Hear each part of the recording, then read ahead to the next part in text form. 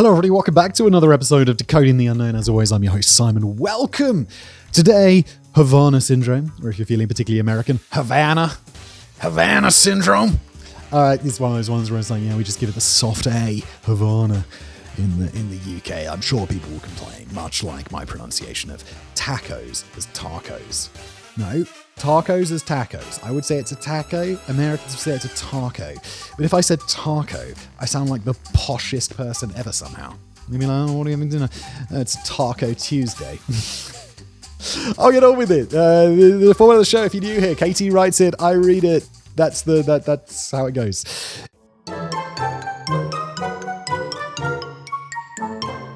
In July 2015, the US re-established diplomatic relations with Cuba during a period known as the Cuban Thaw. Yeah, funnily enough, I was in Cuba in, I want to say 2017, maybe, and there were a surprising number of Americans there because and you'd talk to them and they'd be like, oh, well, yeah, I managed to get a visa. It's like the first time I was able to come here, and then it changed and they couldn't go anymore. I think they'd already been closed, but people who'd been granted visas could still go.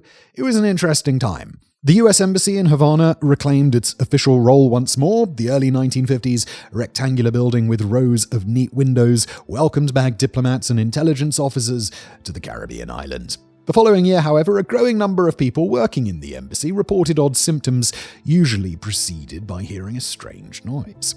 The symptoms included dizziness and balance issues, vision problems, memory holes, and brain fog. Headaches and intense feelings of pressure in the head and ears. Some people were found to have brain injuries, similar to a concussion, but without the actual blow to the head. While this mystery illness was dubbed Havana Syndrome because that was where it was first reported, similar cases have been reported in other parts of the world, such as China, Moscow, Uzbekistan, and even Australia. The targets have largely been members of the United States intelligence or diplomatic communities and could number around 1,500 people. I don't know much about this, but I do remember that maybe it was a psychosomatic thing. But then also people have brain injuries. I feel like I have talked about this at some point on some channel. I'm not completely ignorant of Havana Syndrome. So this might be the most sci-fi looking thing I've ever put on my face. Can you guys hear? This might be the most sci-fi thing I've ever put on my face, but it's also one of the smartest things I've put on my face. This is the FAQ202 by Foreo. It is a wireless LED face mask made of soft, flexible silicone. It's FDA cleared and uses 8 different wavelengths. You saw the blue, it also does red, it also does near infrared, and all sorts to help with everything from wrinkles and dark spots to acne, redness, and dullness. In winter, I get a bit of a red face, and it's cold outside. And this is definitely very helpful. It's lightweight, it doesn't blind you, and yes, you can walk around wearing it while answering emails, which I'm not too proud to say that I have done. Foreo recommends using it after applying their red light peptide serum. Basically, it boosts the effects of the mask, and while it looks a little bit intense, I think it just makes your skin look nicer, and it requires basically no effort. So that's nice. The Valentine's Day sale is live now, so if you want to treat yourself or someone who's into skincare tech, click the link in the description and use the code DECODE30 for an extra 30% off, and it's stackable on sale items too. So that's nice. And now back to today's episode. While it might seem obvious that the US might be being targeted specifically, what's interesting about Havana Syndrome, the symptoms of which are more broadly referred to as anomalous health incidents, or AHIs, is that the explanations for it have never been definitively pinpointed, and while some people are sure it's some type of targeted weapon being used against intelligence personnel, others are just as sure that it's nothing but the latest case of mass hysteria, and yet more people are convinced it's something else entirely. Can we really blame the Russians for this one? Or is the truth somewhere in people's own heads? Well, let's find out, shall we? This is an anomalous health incident, so IHIs. Just it's such doctor speak for, we don't know. It's like the word idiopathic means, we don't know. You've got idiopathic pain. It just means we don't know what's causing it. Real sorry about that. Potential causes. First off, let's get more of a handle on what Havana Syndrome actually is. Regarding its effect on the human brain, an article from March 2024 on Medical News Today states, advanced brain magnetic resonance imaging, MRI studies of individuals experiencing symptoms of Havana Syndrome have shown abnormalities in the brain, including changes in white matter integrity, regional grey and white matter volumes, cerebellar tissue, microstructural integrity. Oh, these are such big medically words. Additionally, researchers found changes in functional connectivity in certain brain networks, including those related to vision and hearing, end quote. According to a 2022 declassified document from the Director of National Intelligence, there were 4 core characteristics found among people thought to be suffering from Havana syndrome or anomalous health incidents, and these were, quoting again, the acute onset of audiovestibular sensory phenomenon, sometimes including sound or pressure in only one ear and on one side of the head. Other nearly simultaneous signs and symptoms. If that wasn't a quote, I'd think Katie was messing with me. Other nearly simultaneous signs and symptoms such as vertigo, loss of balance and ear pain, a strong sense, locality or directionality, and the absence of known environmental or medical conditions that could have caused the reported signs and symptoms. End quote. Now, the Director of National Intelligence, who was Avril Haines, the only other Avril I've ever heard of other than Avril Lavigne. In February 2022, when this report was written and the deputy director of the CIA was David Cohen at the time, set up an expert panel of scientists, engineers, and medical professionals to look at Havana syndrome because of the link to US government officials. It should be noted, though, that as per the report, the panel did not examine questions related to attribution of AHIs to an actor, including the question of whether a foreign actor may be involved. This is like Glomar. We can neither confirm nor deny. We don't know. We'll come to that later. But for now, this report was trying to take a less sensationalist approach, I guess. It wasn't ruling out foreign actors, though. It just wasn't looking at who in particular it might be. It's always the Russians. I mean, it would be like ISIS or whatever. But I don't know. They're just like running around in the desert. Their technology is an AK-47. The panel had a list of 5 potential causes for AHIs, which were acoustic signals, chemical and biological agents, ionizing radiation, natural and environmental factors, and radio frequency and other electromagnetic energy. Now, before we get to the big guns, let's go through the slightly lesser-known potential explanations from the report first. Natural and environmental factors. To be honest, there's not much to say here, and while it's stated in the report, there isn't much follow-up information about so-called natural and environmental factors or what they could mean. I suppose we might swing back around to this later, but the only detail given in the report is, quote, a subset of AHIs cannot be easily explained by known environmental or medical conditions and could be due to external stimuli. Oh, they could they? That's useful. Or we might have a very short episode indeed. Yes. Ionizing radiation. The DNI and CIA panel mentioned ionizing radiation as a possible cause for Havana syndrome. However, this was ruled out quite quickly. So quickly, in fact, that I don't know why they even bothered putting it in the list in the first place. Because their governments are extremely thorough. They'll just be like, oh yeah, no, we'll put everything down so people don't get... I don't know, it's just what they do, isn't it? The report says, quote, ionizing radiation, for example, produces known biological effects that are easily measured and inconsistent with the core characteristics. Yeah, and I get the feeling like, I don't know, embassies are pretty fancy and technological and stuff. I'm going to get the feeling that they're going to have some sort of radiological detector in there. There's going to be something being like, oh, we're being radiated right now. Get to the bunker sort of situation.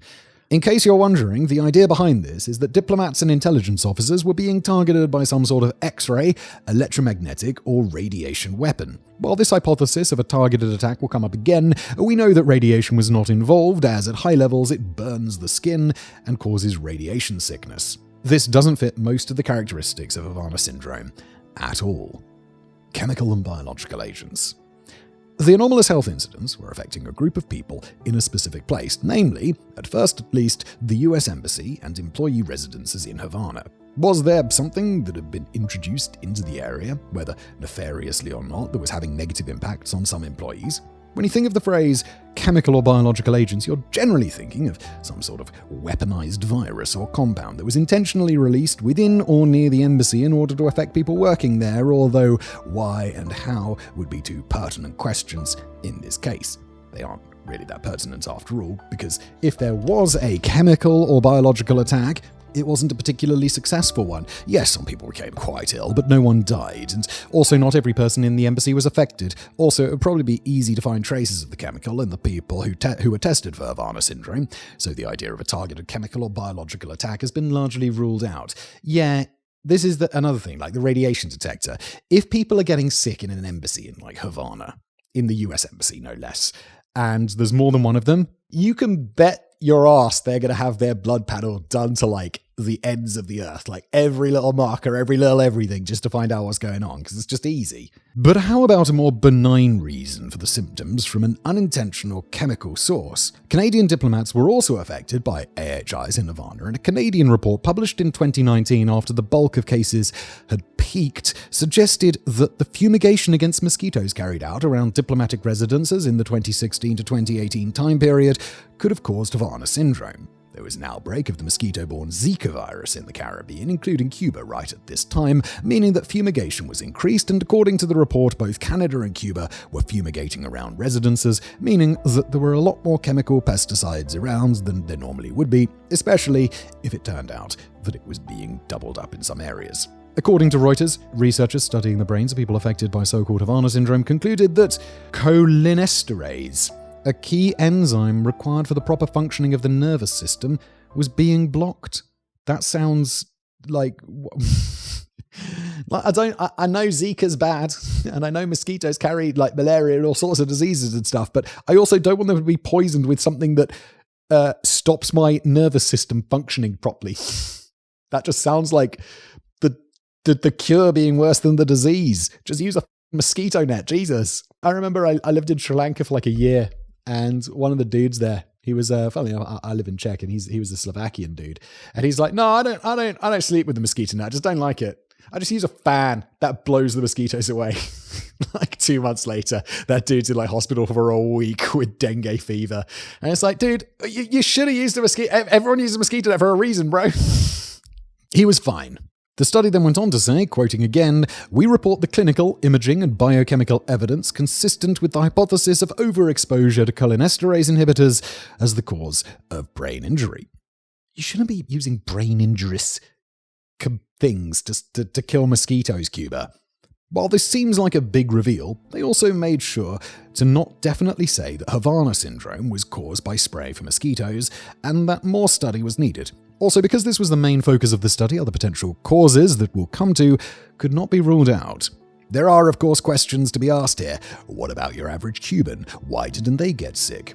Well, maybe some native Cubans also experienced Havana syndrome, but didn't have the same access to medical aid as the foreign diplomats. As it's a collection of symptoms, other people might have been treated for one specific issue, and it only started encompassing the broader symptoms when a more influential subset of the population, i.e. North American intelligence officers and diplomats, started experiencing them.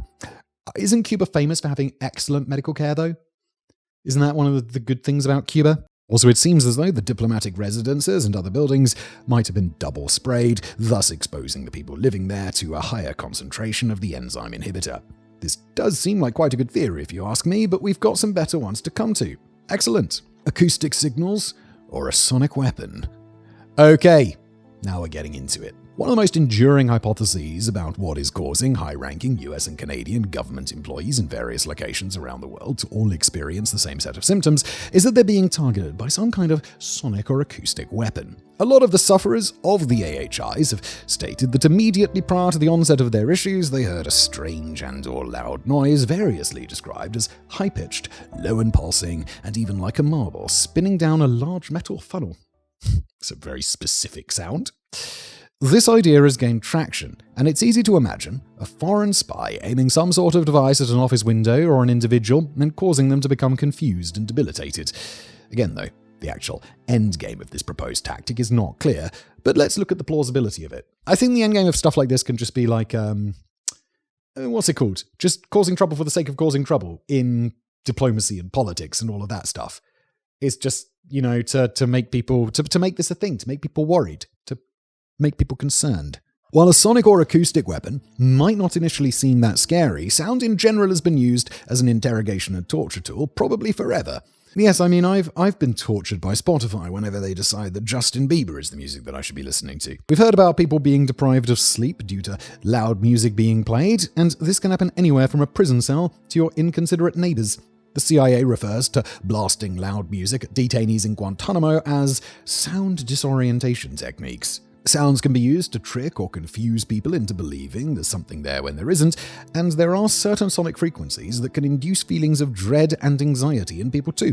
So, could a targeted beam of sound be causing brain injuries to these people in various US embassies.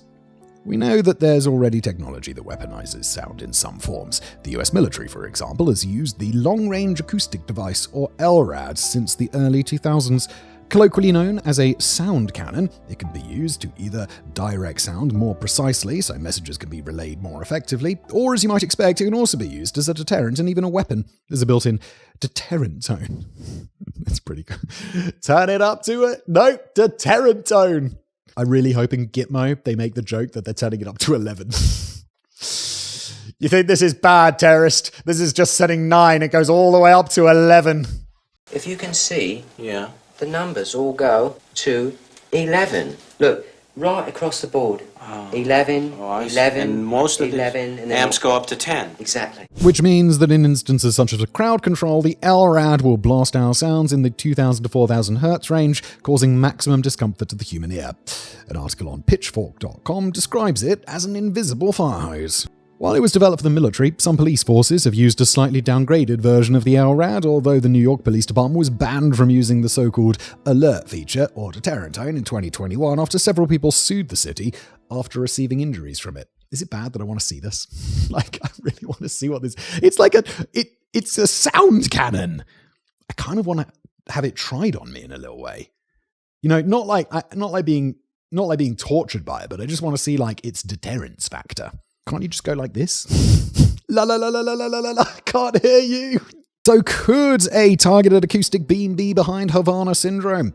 According to Pitchfork article by Daphne Carr, quote, "Unlike with other police weapons, the LRAD's mechanism of injury and the potential injuries themselves are invisible. Still, the impact of its sound energy is an impact, just like a baton or a rubber bullet, but its targets are the eardrums, hair cells, and organs of Corti inside your ears." Just learned there's little organs of Corti inside my ears. Short-term exposure to loud noise, like the LRAD's deterrent tone, may cause a sensation of stuffed or ringing ears, known as tinnitus, which can cease minutes after exposure or last for days. Other sound injury symptoms include headaches, nausea, sweating, vertigo, and loss of balance. Signs of more serious injury include vomiting and mucus or blood from the ears. Hell. I take it back. I don't want to have this used on me. I don't want blood and mucus coming out of my ears. Although I think that did happen that one time I did listen to Justin Bieber's music. Exposure to acute loud sounds can tear eardrums and destroy hair cells in the cochlea, which causes permanent hearing loss. Okay, I take it back. I don't want to have the LRAD used on me. Sorry, I said it. These symptoms do match really well with the AHIs that have been reported. However, the type of sounds heard have not been consistent, and also an attack by something like a long-range acoustic device would affect anyone in the path at the same time. Also, the noise would presumably be constant and extremely loud, unless they're shooting intermittent blasts, but as not everyone seems to hear it, it's difficult to know if we're on the right track here. What does seem to be a prevailing theory is that some sort of targeted weapon is being aimed at these people. No overall consensus as to what it is has been reached yet, but this is a good time to take a quick history lesson that leads to one of our favorite destinations. Conspiracy Alley. Yes, please. Blasts from the past. When are aliens going to get involved today, Katie? As it's mainly American citizens that have experienced Havana syndrome, if it's some sort of targeted attack on them in particular, it makes sense to look at who might want to disrupt the embassies and intelligence services. And yes, we're looking at our old favourites, Russia and China. What, not ISIS? The peak of technology, the AK-47. It might seem a bit lazy to just blame the Russians for playing dirty here, but since Putin came to power, they have openly bragged about their development of directed energy weapons.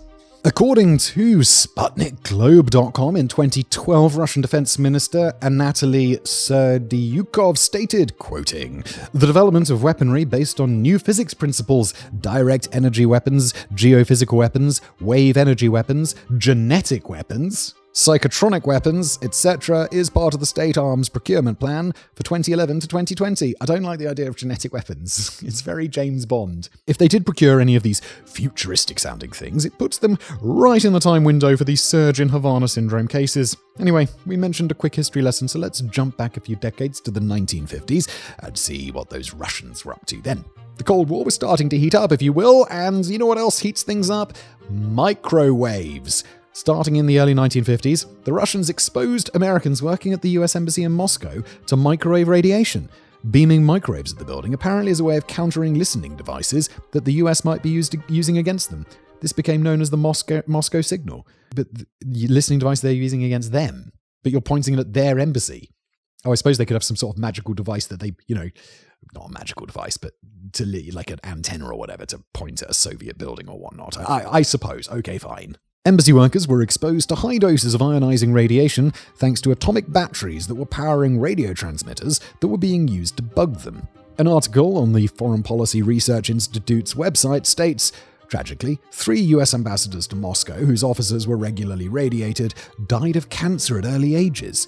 Chip Bolan at 69, Llewellyn Thompson at 67, and after suffering from nausea and bleeding in his eyes, Walter Stossel at 66. Holy shit, I had no idea. That's pretty nuts, to be honest. You killed like 3 ambassadors. It's pretty fucked up. Apparently the use of microwaves was kept under wraps, even though both sides knew about it. The Russians privately concluded that they'd been using microwaves, but countered that the levels being directed at the embassy were not harmful.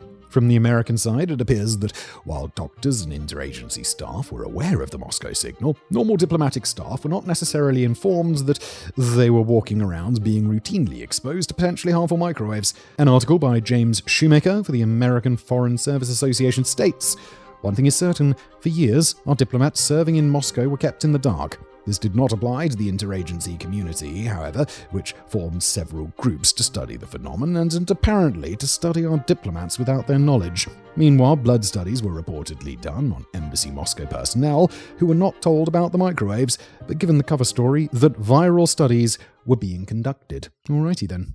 Now, there are a few hypotheses as to what the Moscow signal was actually all about.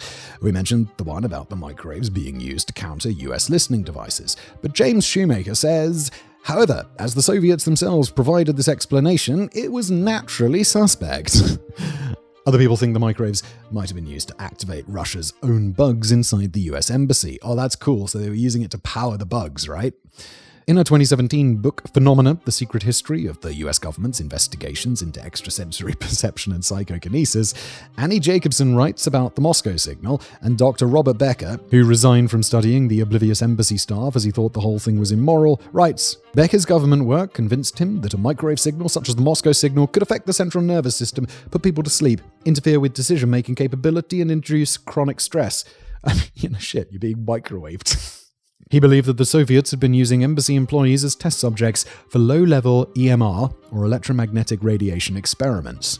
End quote. The real purpose of the Moscow signal has never been definitively explained. The explanation for the secrecy, though, first from the embassy staff and then from the general public, was to maintain the fragile diplomatic relations between the two countries. They're irradiating your ambassadors. You're like, oh no, don't tell them. And they all die young of cancer, for fuck's sake. It also transpired that the microwaves ended up being more harmful than the Russians believed, or at least they believed at the time. When they found out that they'd knowingly been exposed to these microwaves, many US embassy staff tried suing the government, but it all ended up coming to nothing. Which government did they try to sue? I feel like they could sue the US government for not protecting them and not telling them, and they could also sue the Russians for, irradiating them. But that's going to be a trickier game to play. A study released by Johns Hopkins University School of Hygiene and Public Health in 1978 concluded that there was no proof of adverse health effects suffered by any embassy employees. A review of this report 40 years on, however, criticizes it to an extent that James Shoemaker calls devastating. While he doesn't provide specifics in the article, he states, quote, "The worst fear of embassy staffers was that microwaves, whatever their purpose, might have some as yet unknown health effects. This seemed to be borne out over the years by the finding in the early 1970s that an unusual number of people were departing post with elevated white blood cell counts." Doesn't that mean that's an indicator for cancer, right? And especially leukemia among former embassy staff than would appear to be normal. Also, a State Department doctor reported that several members of the embassy staff displayed symptoms that were non-specific but had been reported frequently in patients chronically exposed to non-ionizing radiation. Symptoms included severe headaches, inability to concentrate, and fatigue. Shoemaker also provides his personal experience. He worked in the US Embassy in Moscow in 1977 when knowledge about the microwave bombardment was then out in the open, although activity had dropped off by then. Because they'd be like, well, stop microwaving us. After his first stint at the embassy finished, he had a medical test in 1979 and was told that his white blood cell count was much higher than normal and to keep track of it. By 1985, a bone marrow test confirmed that he had chronic lymphocytic leukemia, albeit at stage 0. I didn't even know there was a stage 0. His condition worsened, then went into remission without any particular medical intervention. He beat cancer just by himself? Well, legend. At the time he wrote the article, it had reappeared, but not at a level that needed chemotherapy. As a healthy man with no family history of leukemia when he arrived in Moscow, he's leaning towards the idea that the microwaves he was exposed to there brought about the illness. So, is the Moscow signal a precursor to Havana syndrome? We know that Russian agents were beaming harmful rays at embassy buildings and staff, and that people were displaying symptoms in the 50s similar to what appeared in 2016. Are they just doing it again a few decades later? Well, if they're doing the same thing, they're definitely no, because they'd be like, well, we've measured for microwave radiation, it's not there. So maybe they're trying some other sort of beam or thing like this. Definitely not unreasonable. I have to say I do lean towards psychosomatic, just coming into this, at least for a lot of the cases. Some case studies. While Havana syndrome is so called because it seems to have originated in the Cuban capital, similar incidents have been reported by mainly US staff all over the world. This therefore rules out environmental factors or things like the Zika pesticide, as these are not used worldwide. I mean, it could have been what caused it in Havana, they weren't sure about it, and then the other cases were psychosomatic around the world. It also probably rules out Russian involvement, as the cases have been reported in places like Australia, Switzerland, and the UK. One of the most compelling examples of someone experiencing AHIs is that of foreign trade officer Catherine Werner, a US diplomat who was stationed in Guangzhou, China until 2018 when she was medevaced out of the country due to serious health issues. Werner's problems began in 2017 when she started hearing strange sounds and feeling pressure in her head while in her apartment. As would be the case with most people, she justified it by assuming that it was something like her air conditioning unit malfunctioning or just a reaction to the smoggy pollution that she was living in. Yeah, as you would. As time went by, Werner started experiencing blurred vision, memory and balance issues, terrible headaches, and nausea. Yeah, I think that's the point. Like, you go to the hospital, right? It's like, I need a brain scan. I need something. Her mother became concerned when she saw her on a video call and flew out to China to stay with her.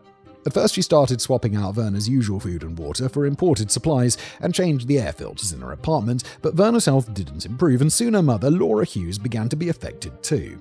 As per an interview with NBC News in 2018, Hughes stated, quote, "We heard a very high-pitched sound in Catherine's bedroom, and we heard a very low, pulsing sound in the living room. Our heads would pulse. You would feel like you wanted to regurgitate. You could become instantly paralyzed, instantaneously fatigued." Sounds very, very serious. At this point, they also found signs that people might have broken into Werner's apartment and were fairly certain that she was being spied on. If this is a regular person, I'd be like, you need to see a different kind of doctor, the head doctor. But given that you are what was she? A US diplomat or something? Foreign trade officer. A US diplomat. Okay, cool. Yeah, you're much more likely to be spied on as a US diplomat in China than you are as John in the suburbs who thinks he's being spied on when really he's not. He just needs to see a psychiatrist. Werner got 2 dogs, but they also behaved oddly in the apartment, with Hughes saying that they often found them shivering under her beds and vomiting blood. Hughes stayed in China for 3 months, but found her health was too badly affected, so she moved back to the States while her daughter was determined to remain. Werner reported the suspected break-ins and her health issues to the embassy, who gave her newly developed screening tests for Havana syndrome. Her results matched up and she was flown back to the US, where doctors found, quote, vision, balance and hearing problems along with an organic brain injury. An organic brain injury. We'd have an inorganic brain injury. I suppose an inorganic brain injury could just be like getting shot in the head or something. Living one floor below Werner was State Department security officer Mark Lindsay. He and his wife also started suffering from headaches and memory loss, and he heard the same loud rolling marble noise above his son's crib on several occasions. According to an interview with CBS, Lindsay, quote, uses top-secret equipment to analyze electronic threats to diplomatic missions. He's 100% sure that he and Werner were purposefully targeted with an energy weapon of, quote, radio frequency energy in the microwave range. In another example, a Canadian diplomat, who has remained anonymous, was posted to Cuba for some short-term assignments, then sent back in 2018. What he had not been told was that between his deployments, he already had signs of Havana syndrome-esque brain damage, but that had been sent anyway. The diplomat had been tested between his Cuban stints, but the results had fallen through the cracks, so he had no idea that he was walking back into a damaging situation. In 2021, in a piece from the Ottawa Citizen, it states, "The diplomat, whose mandate was security operations, was finally pulled from Cuba in January 2019 after his symptoms, including memory loss, cognitive difficulties, and dizziness, grew much worse. By the time he called the Canadian government for medical help, he was unable to remember his access code." Oh, that's so cool. Wait. He's got a special number he calls. It's like a movie. You call the number and they're like, I don't know, John's Pizza. And you're like, Charlie Bravo Echo 16. And then they forward you. It's like, I need to be evacuated right now. I fucking love spy movies. Yes, he's got a spy code. The quote continues, "I was a zombie, basically," he said. He was sent back to Dalhousie University for urgent testing. In February, after the results came back, he received a letter confirming that he was case number 15 in the Canadian government's Havana syndrome file. Diplomats say that they've been informed that there have since been dozens more who have been assessed for brain injuries, end quote. There have also been a couple of high-profile outliers in the data and location range, but which do seem to point to the same conclusions as other examples, i.e. a targeted attack. In 2007, well before Havana syndrome became a thing, George W. Bush and team might have come under attack on the way to the G8 summit in Germany. His wife Laura Bush provided some salient details in a 2010 memoir, Spoken from the Heart. Quote, "By the afternoon of June the 7th, I could barely stand up. My head inexplicably throbbed. I was horribly dizzy and nauseated. I went to bed, pulled up the covers, and for several hours felt so awful that I might die right there in the hotel room. Nearly a dozen members of our delegation were stricken. For most of us, the primary symptoms were nausea or dizziness, but one of our military aides had difficulty walking, and a White House staffer lost all hearing in one ear." In 2019, a National Security Council staffer called Olivia Troyer had a weird experience on her way towards the White House in an appearance on CBS's 60 Minutes. She recounts, "It was like this piercing feeling on the side of my head. I remember it was on the right side of my head, and I got like vertigo. I was unsteady, I felt nauseated, I was somewhat disoriented. I remember thinking, don't fall down the stairs, you've got to find your ground again and steady yourself." It's like, you had too many drinks. Don't slip down the stairs, you'll hurt yourself. Hold on to the railing. Don't run. The incidents appeared localized, and the feelings dissipated the further from the entrance she got. If we take Havana syndrome as a real thing, it does seem as though something is targeting people. Sonic or acoustic weapons have been ruled out, but there are many proponents of the case for an electromagnetic or microwave-emitting device. Louis Regenstein, writing for the Foreign Policy Research Institute, says, quote, "In December 2020, the National Academies of Sciences, Engineering and Medicine provided detailed evidence implicating weaponized microwaves as the source of the syndrome. The report, by a panel of 19 experts in medicine and related fields, commissioned by the State Department, concluded that the most probable mechanism that caused the severe health effects during incidents beginning in 2016 was, quote, directed pulsed radiofrequency energy, a category that includes microwaves. The only thing is that no evidence of any such device or anyone wielding one has ever been discovered, and it remains a bit murky as to what conclusions have been come to here. Because of past form and the location of some attacks, Russia remains the prime suspect for potentially targeting American embassy workers. However, would they have been doing this in multiple other countries worldwide? Here's where it gets tricky to unpick the evidence, as there are many apparent examples of potential foreign agent involvement, but officially, the jury is still out. Julia Arthur, a journalist and expert in Russian-US relations, wrote a piece for GQ in 2020 called "The Mystery of the Immaculate Concussion." There's a good name for a piece. In the article, when referring to possible actual attacks, she writes, quote, "The most compelling evidence came from publicly available data such as mobile phone tracking information that allowed CIA investigators to deduce the whereabouts of Russian intelligence officers and place them in close physical proximity to the CIA officers at the time they'd been attacked when they were in Poland, Georgia, Australia, and Taiwan. In each case, individuals believed the Russian Federal Security Service or military intelligence agents were within range of the CIA officers who'd been hit in 2019. In two of the incidents, location data apparently showed Russian Federal Security Service agents in the same hotel at the same time their targets were experiencing the onset of symptoms." Okay, I'm kind of coming around to the fact that it's probably the Russians. Could these have all been coincidences? It seems unlikely that they all were, and no other nationalities appear to have been struck down with anything resembling what American officers were dealing with, and another damning report comes from the Foreign Policy Research Institute's 2024 article titled Havana Syndrome, The History Behind the Mystery, by Louis Regenstein. He writes, quoting, Lieutenant Colonel Greg Edgreen, who headed the Defense Intelligence Agency unit investigating Havana Syndrome, states that intelligence reports from various agencies conclusively implicate the Russians as being the source of the incidents.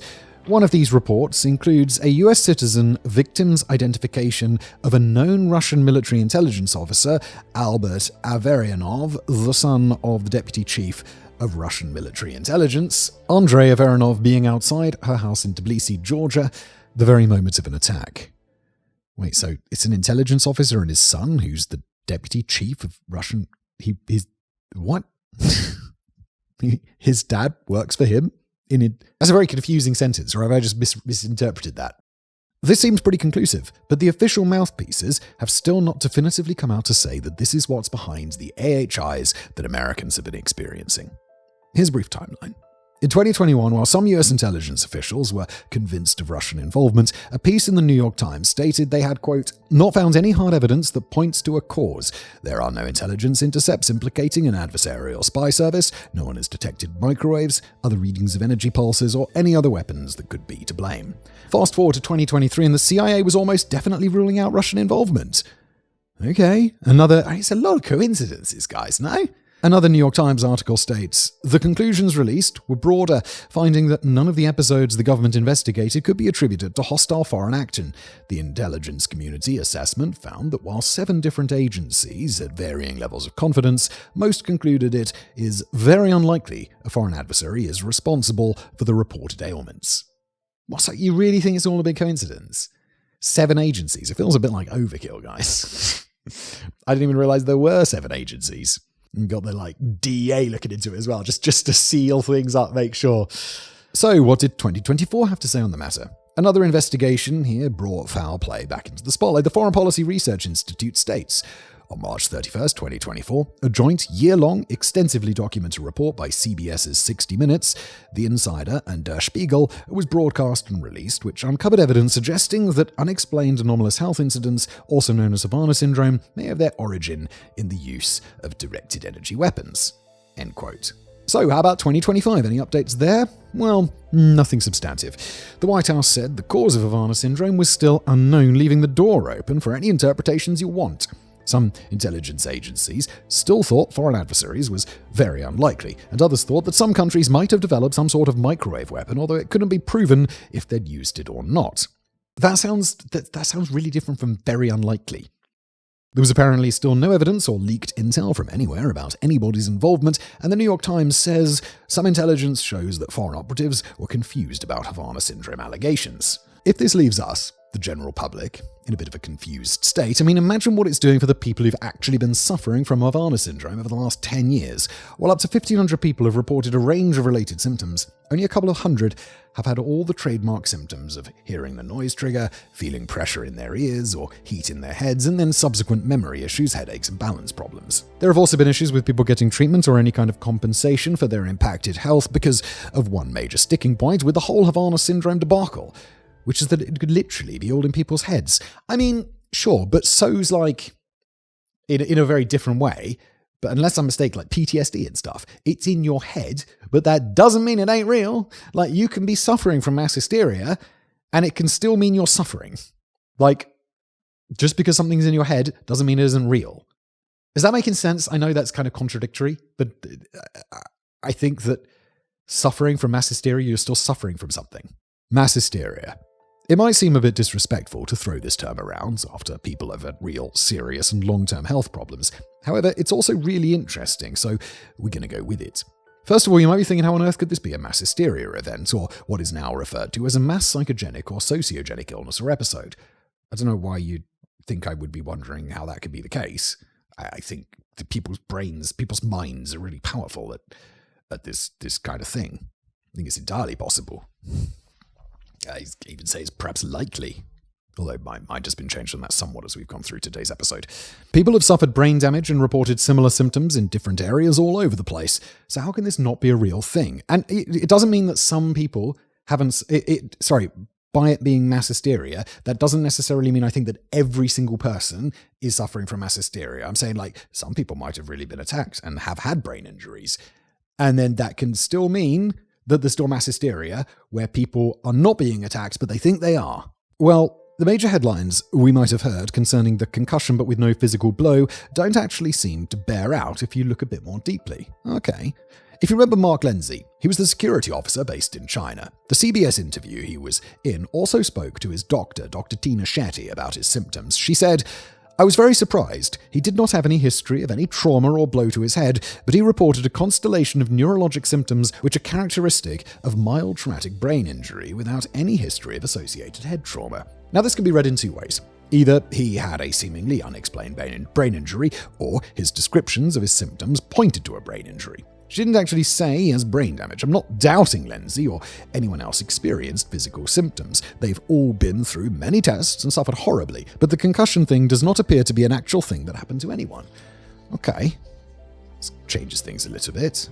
In December 2023, Robert E. Bartholomew and Robert W. Balogh published an article in the International Journal of Social Psychiatry titled Havana Syndrome, a Postmortem, which basically eviscerates the whole concept of it being a targeted attack. Regarding the damage to people's brains, the authors explain that, quoting again, several studies draw conclusions that were not warranted by the data. One found that patients appeared to have sustained injury to widespread brain networks without an associated history of head trauma, but standard MRI scans of the brain were normal, and based on the criteria for abnormal neuropsychological tests, just about anybody would be diagnosed with brain injury, as the threshold for impairment was excessively high. Okay. So they didn't have head injuries. They also take issue with the MRI techniques carried out and point out that 12 patients tested already had a history of concussions, whereas a control group had no such history, therefore making the differences between the groups more stark. Another study carried out on AHI patients showed damage to the otolith organs inside the ear, accounting for balance issues that the sufferers had. Apparently, though, according to Bartholomew and Balogh, tests of otolith function are notoriously unreliable and there was no appropriate control group. Isn't the control group just everybody else? Changes in the brain's white matter was also challenged, as only 3 out of 21 people tested had any white matter change, and this could all be explained by aging, having migraines, or suffering from depression. Didn't realize depression could change your white matter. So everything was well within a normal or expected range. A 2024 study by the National Institutes of Health also concluded that no brain injury had been found, although by the time all their tests were done, no evidence of brain abnormality could be detected. After running participants through multiple types of testing, Dr. Leighton Chan said, quote, "Our goal was to conduct thorough, objective, and reproducible evaluations to see if we could identify structural brain or biological differences in people who reported AHIs. While we did not identify significant differences in participants with AHIs, it's important to acknowledge that these symptoms are very real, cause significant disruption in the lives of those affected, and can be quite prolonged, disabling, and difficult to treat." End quote. In an interview with Spyscape, Dr. Bartholomew stated, "After 6 years of investigating this case and specializing in the study of mass psychogenic illness for the past 35, I am convinced that this is a case of mass psychogenic illness." So the doctors say it's all in your heads, guys. That doesn't mean it's not real, though. I think that's a real thing. I don't need to say it again. But let's go a bit deeper. It might sound unlikely, but some people believe that the noise heard in Havana prior to the onset of people's symptoms was not some kind of sonic or radiation weapon, but actually some local crickets. Okay. The Indies' short-tail cricket emits quite a high-pitched noise, and when comparing a recording of an alleged sonic attack with existing recordings of the cricket's calling or mating song, they are extremely similar. If these crickets were feeling especially randy, or their calls were amplified or distorted by the building's acoustics, it's not impossible that this is the noise people were hearing, especially if they were not familiar with this particular insect. It could be that the high-pitched noises were incidental to, rather than a precursor to, the health issues. The noise was not the same in other parts of the world either, maybe giving some credence to the cricket's idea. In China, it was described as a lower rumbling sound, meaning that if the noises and health symptoms are related, it was from a different source or, again, just a coincidental noise that was later linked to the AHIs. Many other people with AHIs didn't even hear any noise at all. And there's another issue with Havana syndrome. The symptoms reported are many and varied, with so much variation, in fact, that only a few people have been deemed to be suffering from it despite many hundreds of potential patients. As per the Bartholomew Balloch article again, they contend that the 2023 investigations into Havana syndrome concluded that, quoting, Havana syndrome was a socially constructed catch-all for a category of pre-existing health conditions, responses to environmental factors, and stress reactions that were lumped under a single label. In reviewing the history of this condition, many factors led to its erroneous categorization as a novel clinical entity. So, does Havana syndrome come under the banner of a psychogenic illness? Were people basically manifesting real symptoms but under imaginary circumstances?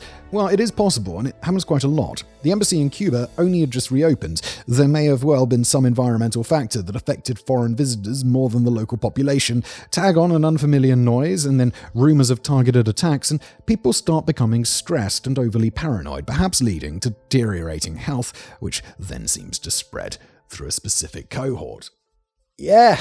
I'm coming back around to the psychosomatic thing, especially because it's like, the word brain not tumors, traumas. Some people argue strongly against this, but although they state things that are factually correct, these statements don't have any bearing on who might suffer from a psychogenic illness. We hear things like the people who work for the embassy or for an intelligence service are mentally strong, used to high-pressure situations, very resilient, etc. This kind of talk portrays people suffering from mental or psychological illnesses as weak-minded and who could become hysterical and imagine things. No, it's just people with their brain chemistries a little bit off. This is why the medical world has moved on from the term mass hysteria, as it paints the sufferers in a very negative light. I don't see it that way, to be honest. I'm like, well, of course it's a real thing. Like, this can absolutely happen. Like, hysteria and psychogenic diseases and thinking things are real that are not real happens all the fucking time. It's not a weakness, it's just how our brains are wired. Making them prone to silliness, having weak mental capacities, or even just making everything up. This is obviously not true, as anyone can suffer from a psychiatric, neurological, or psychogenic illness. Exactly. According to Bartholomew and Barlow's article, mass psychogenic illness was dismissed by one study of Havana syndrome patients. They write, quote, the lead author later said that the team had dismissed a psychological cause as there was no evidence of collusion among patients. He said for mass psychogenic illnesses to occur, you must have all the patients in collusion together to make sure all the symptoms match. I don't know if I know you're the researchers, but collusion would imply that they're doing it on purpose. I think the symptoms can match because they're like, oh no, I heard that too. Even if you didn't, your brain makes up that you did. I don't think there's collusion. I don't think there's like malice or whatever you want to call it there. This is not true. Oh. Okay, great. Validated. As in general, with incidents of mass psychogenic illness, people are not meeting up to discuss what symptoms they're going to have and how they're going to display them. That's not how the condition works. Okay, good. Thank you, Katie. I feel validated because it did feel a bit strange telling these researchers on this thing that that's not how it works. It just didn't feel right. While we don't know that much about psychogenic illnesses or functional neurological disorders, we do know that even if the cause or inciting incident isn't a physical thing, the symptoms that people suffer are real. While some Havana syndrome cases can definitely be explained by existing conditions plus stress, etc., surely not all cases can be explained this way, though, right? Well, even with the few seemingly unexplained cases, there might not be cause to blame foreign enemies. Dr. Bartholomew also says in his Spyscape interview, the confusion with the case is the result of politics mixing with science. While the CIA is continuing to investigate a small number of cases that are classified as unexplained, this does not mean that there is some nefarious plot against American diplomats and intelligence officers. A recent US government investigation on UFOs found that many cases were unexplained, but that does not mean that they were ETs. No, exactly. Oh, back to agreeing with the good doctor here. Many of these cases lack sufficient information on which to base an assessment. The same is true with Havana syndrome. In an article for theconversation.com, Professor Robert Balloch states, the story of Havana syndrome looks to me like a textbook case of mass psychogenic illness. It started from a single undercover agent in Cuba, a person in what I imagine is a very stressful situation. The person had real symptoms, but blamed them on something mysterious. The strange sound he heard. He then told his colleagues at the embassy, and the idea spread. Yeah, this is not collusion, it's just an idea spreading, right? The quote continues, With the help of the media and medical community, the idea solidified and spread around the world. It checks all the boxes. I'm aware that the arguments for psychogenic illness have all come from the same two men, but they're not wrong. One point against a psychogenic event, though, is that apparently, in the Chinese examples, neither Catherine Werner nor Mark Lindsay were aware of their colleagues in Cuba having been hit with this mysterious ailment. Does that mean that these are, in fact, totally unrelated after all? It was a larger organization that connected the dots for the two, not them saying it was Havana syndrome. Maybe they connected dots that weren't actually there, and these two people just happened to be affected by something else within the same time period. Yeah, they does seem very different. Or does it point to the fact that the attacks are real and really being carried out by malicious actors? Unfortunately for us, there's no available evidence to really confirm things either way. Psychogenic illnesses are understood to be real symptoms without a physical cause. However, it's still kind of a nebulous idea that isn't particularly helpful to the people suffering from it, especially if they themselves don't believe it's a psychologic or neurologic issue. So, where does this leave the people who've been diagnosed with Havana syndrome or have otherwise suffered strange and debilitating symptoms? Well, the whole thing is still basically a mystery. And because of the variance of symptoms, there is no treatment for Havana syndrome per se, so the individual symptoms have to be treated instead. Unfortunately, a lot of potential US government employee sufferers and their families found it difficult to access the military health system to get clarification about what they can do or what can be done for them. Some people reported that they were not believed or that the symptoms weren't taken seriously. The CIA did take a more serious approach, but to begin with, the US government's response to the AHIs was not a united one. Eventually, in 2021, Congress passed a bill called Helping American Victims Afflicted by Neurological Attacks Act. And yes, the acronym is the Havana Act. Well done, America. According to Congress.gov, this bill specifically authorizes the Central Intelligence Agency, the Department of State, and other agencies to provide payments to agency personnel who incur brain injuries from hostilities while on assignment. End quote. This helped to legitimize the condition and clear the pathway for people to get support. Yes, because even if they have a psychosomatic illness, or whatever they call it these days, it's still an illness and they deserve to have treatment for it, even if it is in their heads, just like all the other mental illnesses. Please, come on. It's 2026. In addition, the US Government Accountability Office made 6 recommendations to the Department of Defense in 2024, generally tasking them with improving communication and organizational admin regarding patients with anomalous health incidents. It seems that these recommendations were all implemented in 2025, so that's nice. It does seem that the US government is taking the worst cases of Havana syndrome seriously, or at least they want the best possible healthcare outcomes for those affected. The panel from the Director of National Intelligence and the CIA ends by saying, "The panel was moved by the experiences of individuals affected by AHIs. They deserve the best possible care, as well as appreciation for their sacrifices." Is it just me, or does the word sacrifices hint that they do believe foreign agents were involved? I think it's probably a bit of both. I think it's definitely a bit of both, in my opinion. Someone was up to some dodgy shit, especially in China, and then there was mass hysteria around it as well. I'm not sure if it's the crickets or something in Cuba, but who knows. Some people are still living with the effects of their AHI many years after it first started, but we're still none the wiser about the cause. Could these people have been targeted by some kind of energy, acoustic, or radiation weapon? Maybe. But no evidence of a weapon has ever been found, nor any intelligence communications leaked or discovered. Also, if US government employees were or are being targeted, it just seems a bit of a weird way of going about things. Why is the main question, as causing a few people to become ill isn't an effective way of doing anything. Some kind of stress reaction or psychogenic illness might seem plausible, but then you've got other random but very similar events, such as George W. Bush and his entourage coming down with symptoms years before the 2016 Havana syndrome episodes, and employees in China also suffering the same symptoms without knowledge of the outbreak in Cuba. It might seem a little too easy to blame it all on the mind. Then the US doesn't have to publicly accuse other countries of causing their citizens harm. Maybe diplomacy is more important than the health of a couple of hundred workers. I know Katie's saying that sarcastically, but yeah, probably. Because this is set in the intelligence community, an extra layer of shadow hangs over the whole Havana syndrome ordeal, meaning that even if the truth is already known, we might not ever get to hear it. Well, maybe we will in like 50 years or whatever, when something's declassified or a regime falls, or I don't know, not America, but like Russia or some shit like that. Hot off the press update. Ooh, okay. I remember Katie telling me about this. She was like, there's been an update. And so she worked it into the script. Brilliant. Let's find out. The script was submitted in January 2026, and in a fortuitous timing event, i.e. post-submission pre-recording, we can add in the very latest update, which of course cropped up just a day or two after this was originally finished. Apparently, towards the end of the Biden administration, at the end of 2024, Homeland Security Investigations, a division of the Department of Homeland Security, paid 8 figures, i.e. tens of millions of dollars, for a device they believe could potentially be linked to Havana syndrome after obtaining it through an undercover operation. God damn. 8 figures for some mysterious device? Okay. According to an article from CNN, the device produces pulsed radio waves, and it's been tested for over a year. Is this finally the smoking gun everyone's been waiting for? Well, I guess time will tell, but nothing's been conclusively proven yet, or at least the public hasn't heard about it. According to a source who spoke to CNN, there are Russian components to the device, but it's not entirely Russian in origin.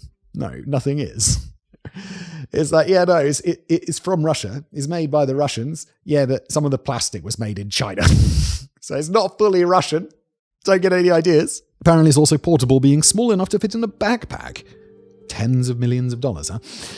Questions that have arisen from the uncovering of this news are: where did the HSI get this device from, and how did they find out about it? There are also concerns that the technology might have already spread to other actors or regimes. Unsurprisingly, no one from the Department of Defense, Department of Homeland Security, or the CIA has commented publicly on the matter yet. With all the time we spent throwing shade on this as a possible cause of mass psychogenic illness, the CNN article ends with a quote from Mark Polymeropoulos, a CIA officer who believes he was targeted in Moscow in 2017. He says, quote, "If the US government has indeed uncovered such devices, then the CIA owes all the victims a major and public apology for how we have all been treated as pariahs." Yeah, understandably angry. He's a CIA officer. He's so angry with the CIA. Doesn't seem uncommon. CBSNews.com also published a quote from Polymeropoulos where he said, quoting, "The CIA always claimed that none of this technology even existed, that a device didn't exist, and they based their assessments on this, so their entire analytical assumptions are now blown up. I guess the best conclusion we can come up with for the moment is watch this space." And on that bombshell, that's the episode. Thanks for being here.